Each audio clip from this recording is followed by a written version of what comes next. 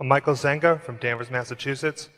That's a town whose band Mr. Buffett so generously sent to the Rose Bowl parade last year, so you're a very popular guy in my town. Good morning, Mr. Buffett and Mr. Munger. Mr. Buffett, I wanted to ask you this question last week when I ran into you after Gillette's annual meeting, but I choked. So now there's no pressure, here goes. In the years, from my reading, in the years from 1956 through 69, you achieved the best results of your career quantitatively, 29% annually against only 7% for the Dow. Your approach then was different than now. You looked for lots of undervalued stocks with less attention to competitive advantage or favorable economics and sold them rather quickly. As your capital base grew, you switched your approach to buying undervalued, excellent companies with favorable long-term economics. My question is, if you were investing a small sum today, which approach would you use? Well, I would use the approach that I think I'm using now of trying to search out businesses where I think they're selling at the lowest price relative to the discounted cash they would produce in the future. But if I were working with a small amount of money, the universe would be huge compared to the universe of possible ideas I work with now. You mentioned that 56 to 69 was the best period. Actually, my best period was before that. It was from right after I met Ben Graham in early 1951. But from the end of 1950 through the next 10 years, actually returns averaged about 50% a year. And I think they were 37 points better than the Dow per year, something like that. But I was working with a tiny, tiny, tiny amount of money. And so I would pour through volumes of businesses, and I would find one or two that I could put $10,000 into or $15,000 into that were just ridiculous. They were ridiculously cheap. And obviously, as the money increased, the universe of possible ideas started shrinking dramatically.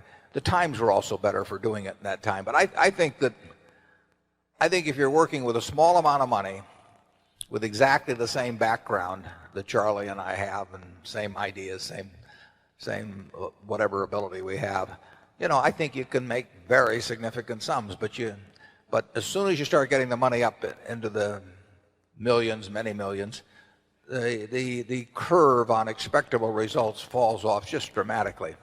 But that's the nature of it. You've got to,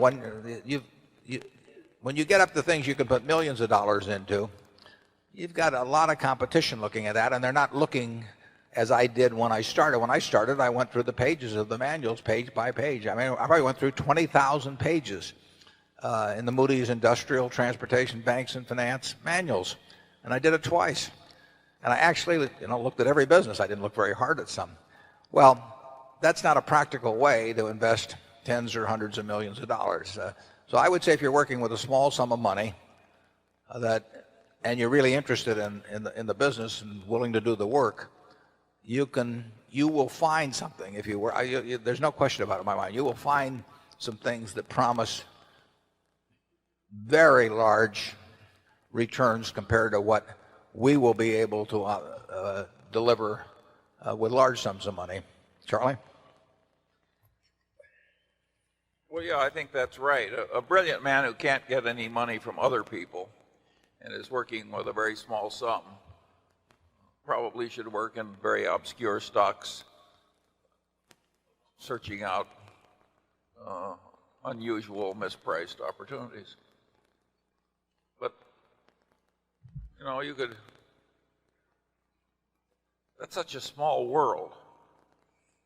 It may be a way for one person to come up, but it's a long slog.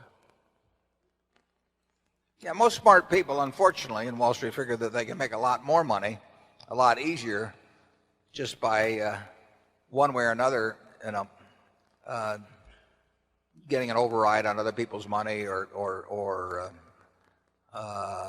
delivering services in some way that people. And the monetization of hope and greed, is a way to make a huge amount of money. And right now, it's just take hedge funds. I mean, I've had calls from a couple of friends in the last month that don't know anything about. investing money. They've been unsuccessful and everything else. And, one of them called me the other day and said, well, I'm forming a small hedge fund, 125 million he was talking about. And, like the thought that since it was only 125 million, maybe we ought to put in 10 million or something of the sort. I mean, if you looked at this fellow's Schedule D on his 1040 for the last 20 years, you'd think he ought to be mowing lawns. But Yeah. but he may get his 125 million. I mean, and it's just astounding to me how willing people are during a bull market just to toss money around because they think it's easy. And of course that's what they felt about internet stocks a few years ago. They'll think about something else next year too. But the biggest money